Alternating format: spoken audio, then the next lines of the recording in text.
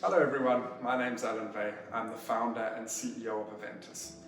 At Aventus, we help onboard enterprises to Web3.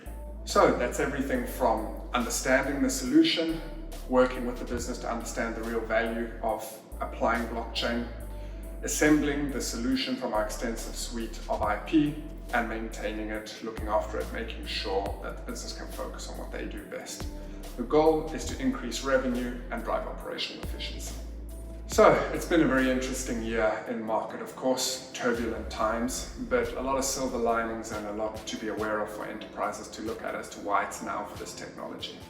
So we have people like Larry Fink, the CEO of BlackRock, saying that the future of markets and securities is tokenization. We have BCG saying this is a $16 trillion opportunity by 2030, where 10% of the world's global assets are going to be tokenized.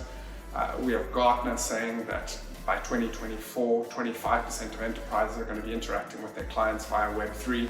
So all of the kind of major players that people look to in the market are kind of supporting the thesis of this is a great opportunity.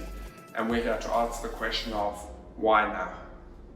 Let's start with some history. So if you look at the evolution of the internet, right, when it really started hitting its growth curve was just after the sort of dot-com bubble, which happened around 2000. When mapping a graph of user growth numbers of the internet, and if you look at the same thing with blockchain, it almost tracks each other perfectly. We are right now in 2022 in the phase the internet was in 1998, 1999. Of course, the bubble burst came a little earlier, partly due to global macro environments and lack of regulation in the space. So I would say in terms of market relevance, it's moving slightly faster, but there's strong statistics to suggest that as we move out of this period of bust, we will see really strong growth and enterprises properly adopting this technology. Given the activity in market this year, we have seen a significant fall in the prices of moving data on the blockchain from A to B. This is the same thing you saw in the internet world when it was rolling out and we saw the kind of dot-com bust. So this means things are getting significantly cheaper. This, with regulation setting in, is exactly what brought about the explosion of the internet. And that's where we are today with the kind of Web3 blockchain world. So it's a good time to be acquiring relevant IP, the kind of ridiculous valuations that we saw before, the ridiculous transaction prices, problems around scaling the technology have mostly been solved.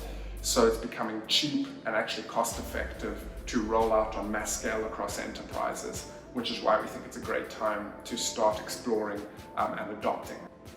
Given the current conditions and some of the other points we've mentioned on why now, there is a real competitive advantage to be had of moving first or being among the first to move, right? There's going to be certain players that get significant market share within your respective industries when it comes to Web3 adoption. It's a great time to get involved now so that you can position yourself for the future. I'm sure many of you already have this as an agenda item at the board level and at the management level. It's just about figuring out what to do and how to do it in a way that's not too risky, given you have to be careful in the industry around some of the fraudulent behavior and the lack of regulation. All of that's obviously reducing now with regulation coming in, but it's still a time where you can really differentiate yourself from competitors.